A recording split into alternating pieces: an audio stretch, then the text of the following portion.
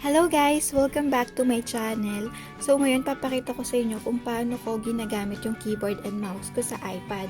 Kasi dun sa cheapest iPad accessories ko, ang daming nagtatanong kung okay ba siya, hindi ba nagkakaproblema, and meron ding mga nakabili na pero nahihirapan silang gamitin. Hindi nila alam kung paano nila i-connect sa iPad. Nag-work naman siya kapag Bluetooth yung ginamit nyo kasi talagang Bluetooth keyboard and mouse naman to. Pero ang tagal niya before siya pa-detect ng iPad. So kung medyo nagmamadali kayong gumamit, mas maganda kung gumamit kayo ng ibang option kung paano i-connect to sa iPad. So, ito, ipapakita ko sa inyo. So, ito yung USB reader and nabili ko to sa Shopee. Mura lang to. Ang daming ganito na mabibili. Basta, para sure kayo, mag-check kayo ng reviews kung nag-work pa siya and yung store kung hindi sila nanloloko. Ayan. So, dito natin i-connect yung keyboard and mouse. At syempre, kailangan mo ng dalawang AA batteries. So, ilagay na muna natin siya. And kung gusto nyo bumili nitong keyboard and mouse, yung link nasa description box, okay? Tapos, yun nga, yung unboxing nito, nasa description box yung link din. And kaya ko, ito yung binili ko pala, kasi ang ganda ng design niya. Tsaka yung kulay. So, marami silang available colors. Pero syempre, ito yung bet na bet ko, pink. And, kung hindi kayo mahilig sa keyboard na maingay, bukayin nyo ito ma-appreciate kasi maingay ito mag-type. Ayan. Ako, sakto to sa akin kasi gusto ko maingay. Kahit sa phone, gusto ko may sounds din kahit nagtatype ako. Ayun. So, okay to sa akin. Lagay na natin yung battery. So, una dito.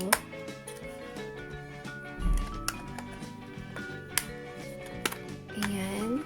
Tapos, yung sa mouse, kailangan natin to. Ito yung i-connect natin sa iPad. So, kung sa laptop, ito din yung kinoconnect ko. Guys, ginagamit ko tong mouse sa laptop ko pag nag-work ako. And so far, okay naman siya. So, yan. Ibig sabihin, open na siya. And para mag-connect sila, para ma-open yung Bluetooth ni keyboard, kailangan nyong i-hold yung escape Q. Ayan. So, kung nakita nyo nagbablink siya ng red, ibig sabihin, open na yung Bluetooth niya. Tapos, insert natin siya dito.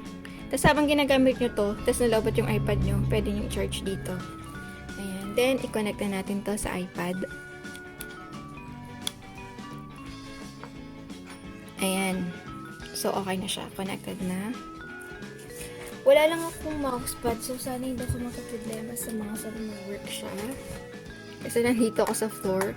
And, ay, shucks! Sorry. So, ayan, kung nakita nyo yung parang pointer niya. So, yung bilog. Ayan. So, ibig sabihin nag-work yung mouse. Ayan, teka. I-highlight natin yung mga apps. Ayan. So, nag-work siya. Try natin i-click.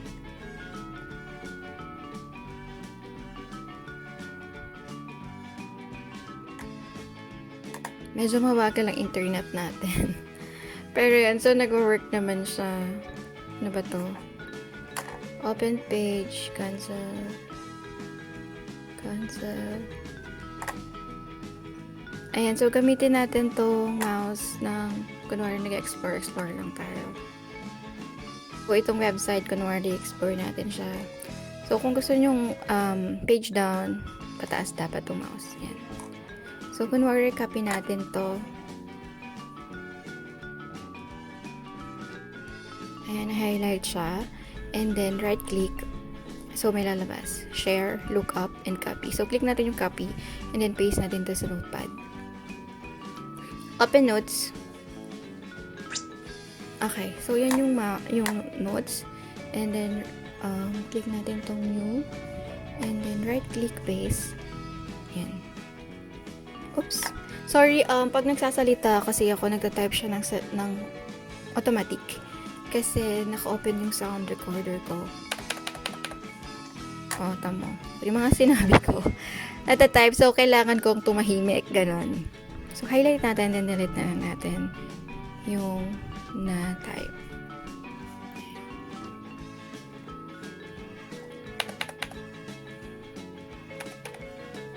So, i-paste na ulit yung galing sa website. Paste.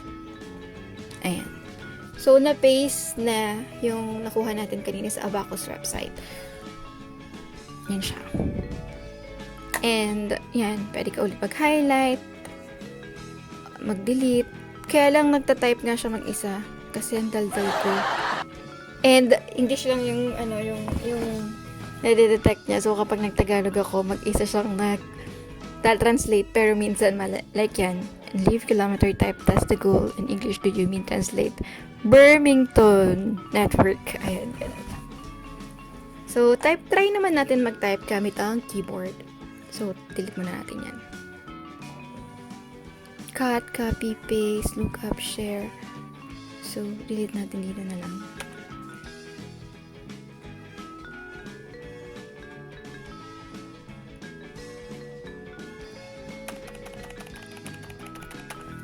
Okay. So, type tayo dito sa notes gamit ang keyboard. I am keyword 7.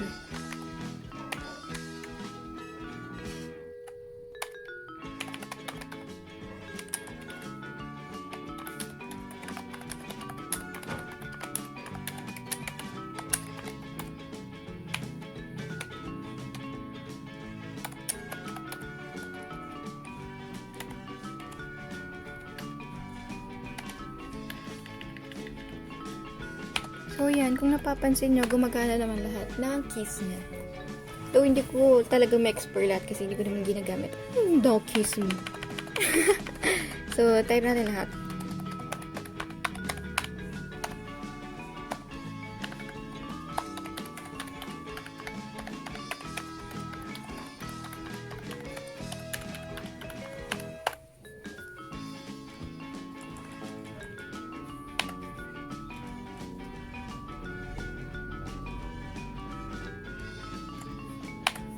So, mag-export tayo gamit ang mouse.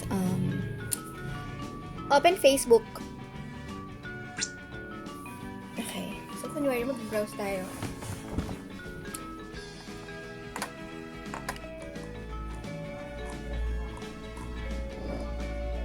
So, ayan.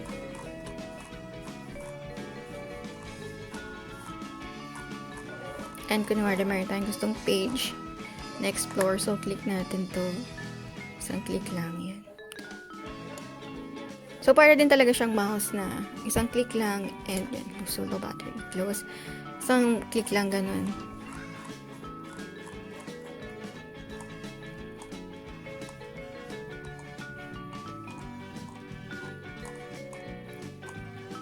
Open YouTube.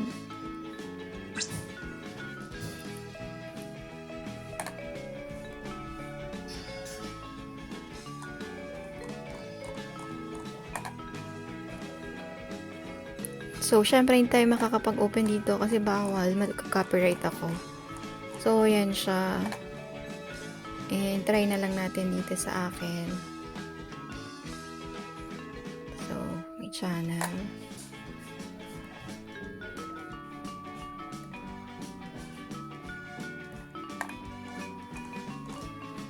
Dito tayo. And, so, kung nakikita nyo, okay naman siya. Nag-work naman siya ng maayos na kung paano mo siya gustong mag-work. And, madalas naman, dito lang yung kailangan ko sa mouse. Open Chrome.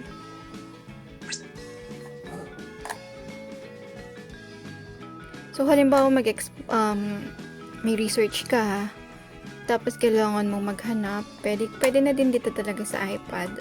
And, gamit tong keyboard and mouse na to. So, open Chrome.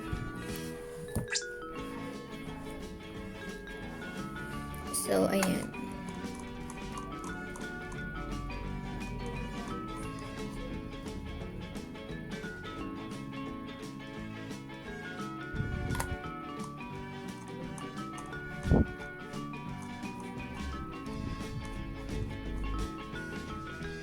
Go to home.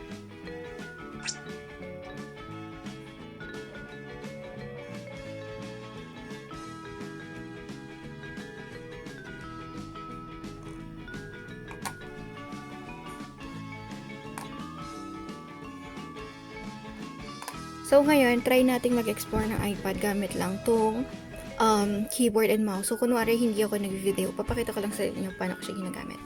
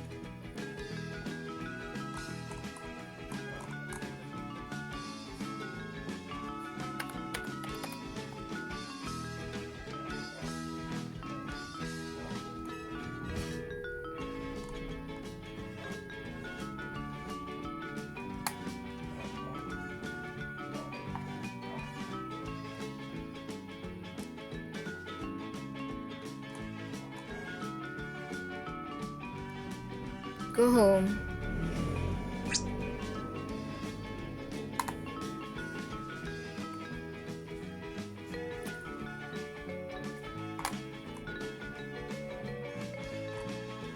Go home.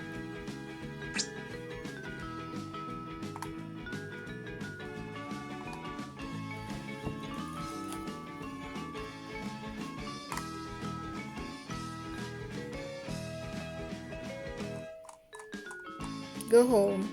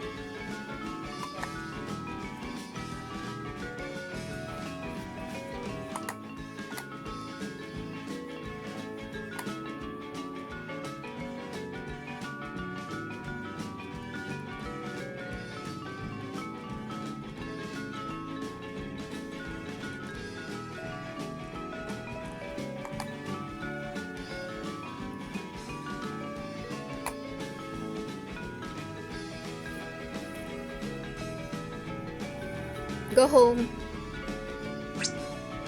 Open notes. Open Chrome.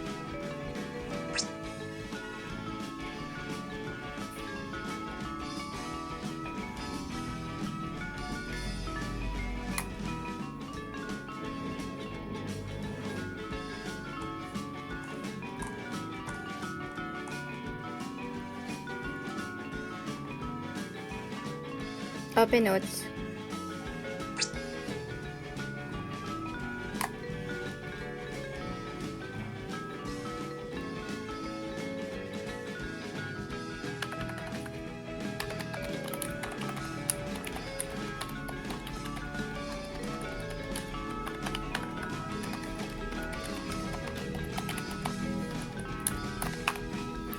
Go home. Okay, guys. So, yan yung review natin and nakita nyo na gumana naman siya. Kailangan nyo lang gumamit ito. So, maraming mabibilhan ito sa Shopee and sa Lazada. Humanap lang kayo doon and ilalagay ko na lang din yung link ng binilahan ko. Kaya siya yung binilan ko kasi marami din dong magagandang reviews. Yan, so talagang doon ako naka-base. Ayan, so kung gusto nyo itong keyboard and mouse, yung link is nasa description box din and pwede nyo din panoorin yung unboxing dun sa link sa description box. Thank you for watching! Bye-bye!